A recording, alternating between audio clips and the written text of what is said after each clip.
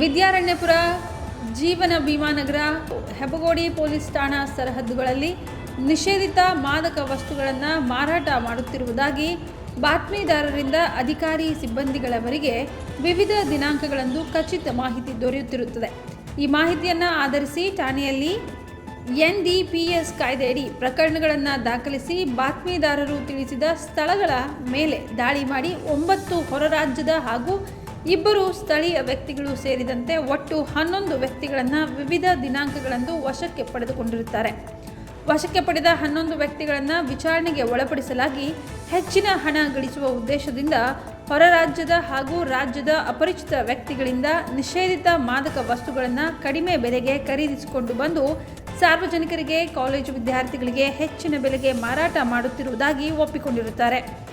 ಅವರುಗಳ ವಶದಲ್ಲಿದ್ದ ನಿಷೇಧಿತ ಮಾದಕ ವಸ್ತುಗಳಾದ 2 kg MDMA, 1 kg 764 gram hydro ಗಾಂಜಾ, 32 kg 920 ಗ್ರಾಂ ಗಾಂಜಾ, 5,90,000 ರೂಪಾಯಿ ನಗದು, 2 iPhone, 1 ದ್ವಿಚಕ್ರ ವಾಹನ ವಶಪಡಿಸಿಕೊಳ್ಳಲಾಗಿದೆ.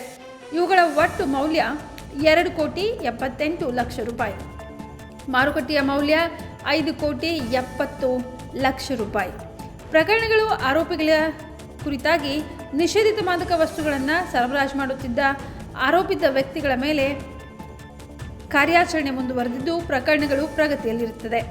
ಈ ಪ್ರಕರಣಗಳಲ್ಲಿ ಭಾಗಿಯಾಗಿದ್ದ 11 ಆರೋಪಿಗಳನ್ನು ವಿವಿಧ ದಿನಾಂಕಗಳಂದು ಮಾನ್ಯ ನ್ಯಾಯಾಲಯ ಹಾಜರುಪಡಿಸಿದ್ದು, ಮಾನ್ಯ ನ್ಯಾಯಾಲಯವು 11 ಆರೋಪಿಗಳನ್ನು ನ್ಯಾಯಾಂಗ ಬಂಧನಕ್ಕೆ ಒಳಪಡಿಸಿರುತ್ತದೆ.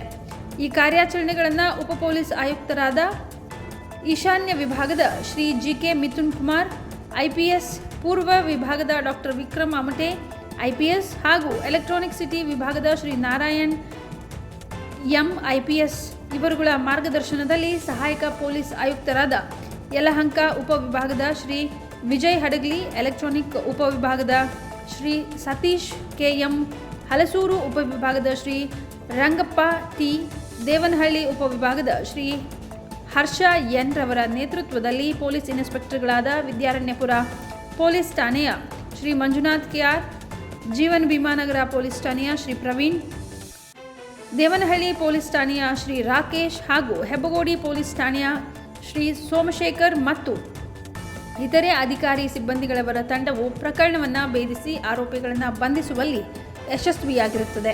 ನಮ್ದು ಆಂಟಿ ಡ್ರಗ್ಸ್ ಆಪರೇಷನ್ಸ್ ಅಲ್ಲಿ ಟೋಟಲ್ ಕಳೆದ ಒಂದು ವಾರದಲ್ಲಿ 3 ಸ್ಟೇಷನ್ ಅಲ್ಲಿ ವಿದ್ಯಾರ್ಥಿಪುರ, ಜೀವನ್ ಭೀಮಾನಗರ್, ದೇವನಹಳ್ಳಿ ಮತ್ತೆ ಹೆಬ್ಬಗೋಡಿ 4 ಸ್ಟೇಷನ್ ಅಲ್ಲಿ ಒಟ್ಟಾಗಿ 5.70 crores ವರ್ತ್ ಡ್ರಗ್ಸ್ ಸೀಸ್ ಆಗಿದೆ.